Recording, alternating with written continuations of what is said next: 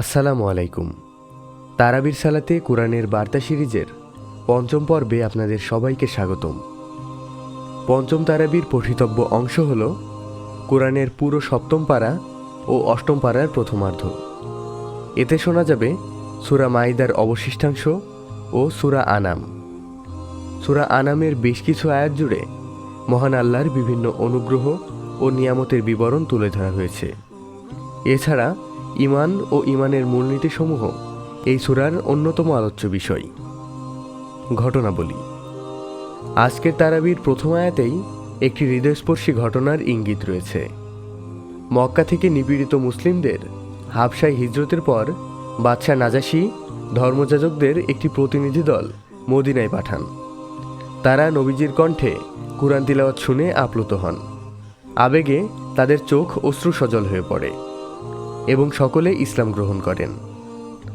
সত্য কবুলের সদিচ্ছা ও নিষ্ঠার কারণে আল্লাহ তাদেরকে জান্নাতের সুসংবাদ দিয়েছেন।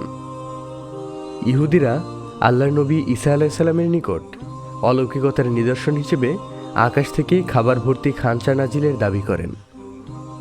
মহান আল্লাহ তাদের সেই চাওয়া পূরণ করেন, তবুও তারা অবাধ্যতায় লিপ্ত হয়। এই ঘটনার প্রেক্ষিতেই সূরা মাইদার নামকরণ করা হয়েছে। উল্লেখ্য, মাইদা মানে খানচা। রসুল সাল্লাল্লাহু আলাইহি সাল্লামের মজলিস ছিল সাম্যের প্রতীক।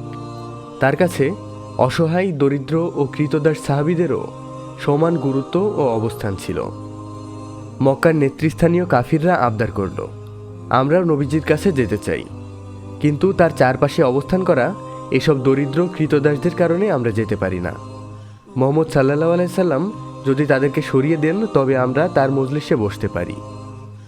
কাফিরদের অবান্তরে চাওয়াকে প্রত্যাখ্যান করে মহান আল্লাহ আয়াত নাজিল করেন।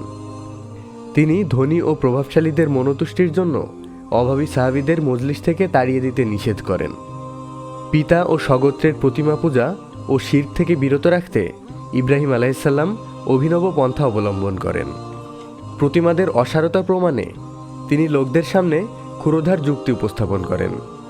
চন্দ্র, সূর্য, নক্ষত্রের ক্ষণস্থায়িত্ব থেকে তিনি বুঝেছিলেন এগুলো ক্ষয়িষ্ণু, ধ্বংসশীল, আর যা ধ্বংসশীল তা কখনো উপাস্য হতে পারে না। এইসব যুক্তি ও প্রমাণ তিনি জাতির সামনে পেশ করেছেন। ইব্রাহিম আলাইহিসসালামের অসাধারণ যুক্তিনির্ভর সেই উপস্থাপনার বিবরণ রয়েছে সূরা আনামে। ঈমান ও আকীদা। পৃথিবীর কোনো মানুষ গায়েব জানে না, এমনকি রসুল সাল্লাল্লাহু আলাইহি সাল্লাম গায়েব জানতেন না। বিষয়টি সূরা আনামের 2 জায়গায় স্পষ্ট ভাষায় বর্ণনা করা হয়েছে। আল্লাহ ছাড়া কারো নামে মানত করা শিরক।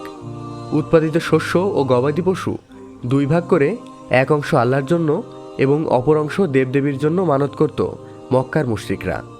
এছাড়াও কন্যা সন্তান হত্যার মতো ভয়াবহ কুসংস্কারে আচ্ছন্ন ছিল তারা।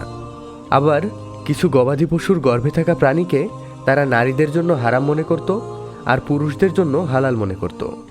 মুশরিকদের এসব ভ্রান্ত বিশ্বাস তুলে ধরে তা খণ্ডন করা হয়েছে সূরা আনামে। পৃথিবীতে মানুষ একা এসেছে, কিয়ামতের দিন আল্লাহর কাছেও মানুষ নিঃসঙ্গ হয়ে উপস্থাপিত হবে। এমনকি পার্থিব জীবনের কোনো সম্পদ বা অর্জন সেদিন মানুষের সঙ্গে থাকবে না। সব কিছু থেকে বিচ্ছিন্ন হয়ে আল্লাহর সম্মুখে দাঁড়াতে হবে। প্রত্যেকে নিজ নিজ কর্মফল ভোগ করবে, কারো পাপের বোঝা অন্য কেউ বহন করবে না।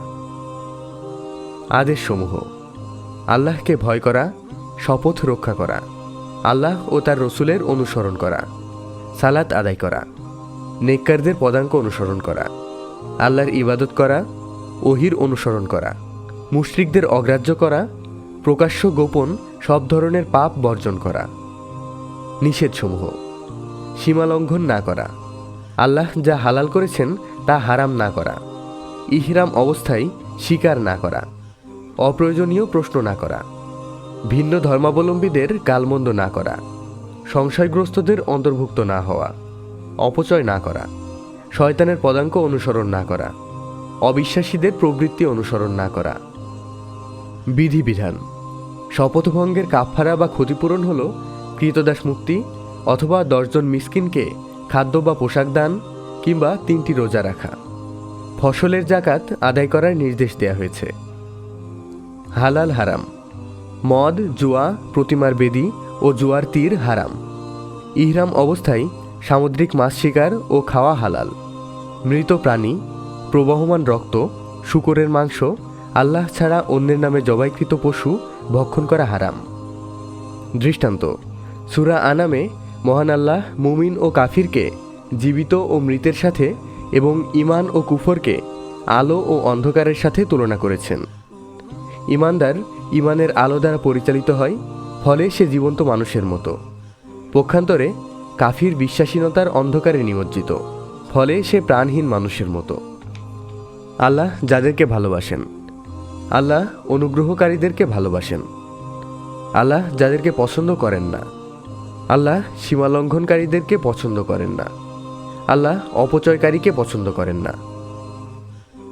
এক সূরায় 18 জন নবীর কথা। নবী রাসূলের সংখ্যা অগণিত হলেও কুরআনে 25 জন নবীর নাম আলোচিত হয়েছে। এর মধ্যে সূরা আনামের 4টি আয়াতে 18 জন নবীর নাম উল্লেখ করা হয়েছে। আর কোনো সূরায় একসাথে এত সংখ্যক নবীর নাম উল্লেখ হয়নি। 2টি আয়াতে 10টি নির্দেশনা: 1. আল্লাহর সাথে শিরক না করা। 2. পিতামাতার প্রতি সদ্ব্যবহার করা। 3. অভাবের ভয়ে সন্তান হত্যা না করা। 4. অশ্লীল ও মন্দ কাজের কাছেও না যাওয়া। 5. অন্যায়ভাবে কাউকে হত্যা না করা। 6. এতিমের সম্পদ ব্যয়ে ন্যায়ের পথ অবলম্বন করা। 7. ন্যায়ানুগভাবে পরিমাপ ও ওজন পরিপূর্ণ করা। 8. কথা বলার সময় ন্যায্যতা রক্ষা করা, যদিও তা কাছের কারো বিষয়েও হয়। 9. আল্লাহর সাথে কৃত ওয়াদাগুলো পূর্ণ করা। 10. সিরাতে মুস্তাকিমের উপর অবিচল থাকা। সুসংবাদ ও সতর্কতা: ভালো কাজের প্রতিদান মহান আল্লাহ 10 গুণ বাড়িয়ে দেন।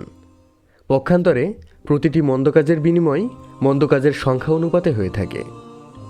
শত্রু নিয়ে হতাশার কিছু নেই। বিশেষ করে সত্যের পথে আহ্বানকারীদের পেছনে শত্রু আরও বেশি থাকে। মহান আল্লাহ প্রত্যেক নবী রাসূলকেই শত্রুর মুখোমুখি করেছেন। সংখ্যাধিক্য সত্যের মাপকাঠি নয়। অধিকাংশ লোকের পথ অনুসরণ করলে আপনাকে পথহারা হতে হবে। পরকালে অস্বীকারীদের যখন জাহান্নামের পাড়ে দাঁড় করানো হবে, তারা আক্ষেপ করে বলবে, হায়, যদি দুনিয়ায় ফিরে যাওয়ার সুযোগ পেতাম, তাহলে আল্লাহর নিদর্শনসমূহ অস্বীকার করতাম না এবং ঈমান গ্রহণ করতাম। পার্থিব জীবন ক্রীড়া কৌতুক ছাড়া কিচ্ছু নয়। মুত্তাকিদের আখিরাতের জীবন হবে উৎকৃষ্টতর। আজকের শিক্ষা: বনী ইসরাইল ঈমান আনতে ও আল্লাহর নির্দেশ মান্য করতে সর্বদা সংশয় ও হঠকারিতা করত। পক্ষান্তরে নাজাশির কাছে সত্য প্রতিভাত হওয়ার পর নিঃসংকোচে তা গ্রহণ করেছেন। বনী ইসরাইলের পরিণতি এবং নাজাশির বিনিময় উভয়টি আমাদের জন্য শিক্ষা। সালাত, কুরবানি, জীবন মরণ সবকিছুই আল্লাহর উদ্দেশ্যে নিবেদিত। এই নিবেদনকারীরাই পরিপূর্ণ ইসলামে প্রবেশ করেছে ধরা হবে। তারাবির সালাতে কোরআনের বার্তার আজ শুনলেন 5ম পর্ব। আগামী পর্বে আপনারা শুনবেন 6ষ্ঠ তারাবির সূরাসমূহের বিষয়াবলী সম্পর্কে। প্রতিটি তারাবির পূর্বে প্রাসঙ্গিক পর্ব শুনে তার হৃদয়ঙ্গম করুন। তারাবির সালাতে কোরআনের বার্তা নিজে শুনুন এবং অন্য মুসলিম ভাইদের কাছে শেয়ার করুন।